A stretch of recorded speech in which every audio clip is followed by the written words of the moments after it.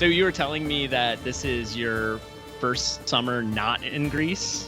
Yeah, I am a Greek archaeologist, so I spend most of my summers in Greece, in Turkey, Italy, and my main excavation is the Athenian Agora. So we're walking up, we're going up to the Acropolis. The Athena Promachus, this giant statue of Athena. So they've got the idea of architectural sculpture, but they've plugged in the wrong ones and in a different medium, the wrong medium. And the dress was made out of gold plates. So it was like a bank. When the state needed money, they take a piece of her drapery off. Oh, Lord. Cash it in.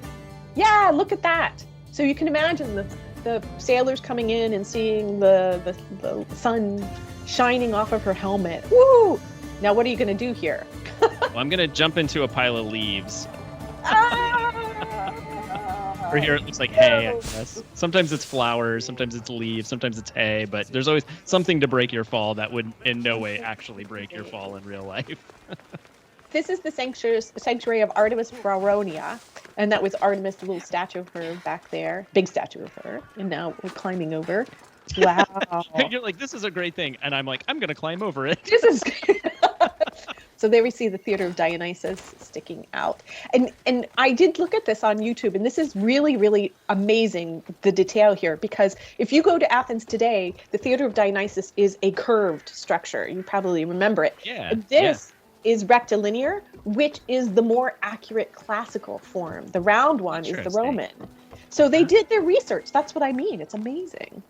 So yeah, you see, and here with the wooden stairs, wooden seats, you remember they're marble now. Yeah. I noticed this when I was playing it. I was like, this looks different. I was like, I picked up on the wood right away, but I didn't notice that it wasn't rounded.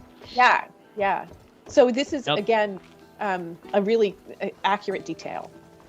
Ooh, it's a sacrificial victim on the altar. How about that? Yeah. So I was kind of curious about this because I was wondering why there would be a sacrifice at a theater. Is that normal? Yeah, there is an altar at the center of the orchestra. Oh, okay. Altar to Dionysus. It's because the theater that we know it, like Euripides and Sophocles, those plays were put on as part of a religious festival in honor of Dionysus.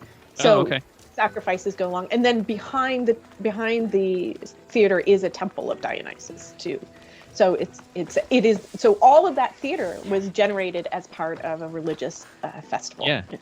Oh wait, now let's stop here and look at some, because now we're in the Pottery District, I think, the shopping district.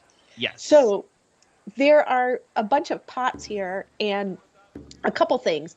The shapes are amazingly accurate. So you have an amphora, a hydria, and you even on the very far left, you have a shape that's called a lebes gamikos, which is specifically a shape used during weddings. But the decorations are all wrong. So I just don't get it. I don't get how they could have gotten the shapes right, but they didn't do the decorations. And what's wrong about the decorations? Well, the one, like I'm looking at the two on the far right, the farthest right is an amphora. The second one is a hydria, which is a water jar. They should have pictorial decorations, this kind of band of palmettes and band of wave decoration.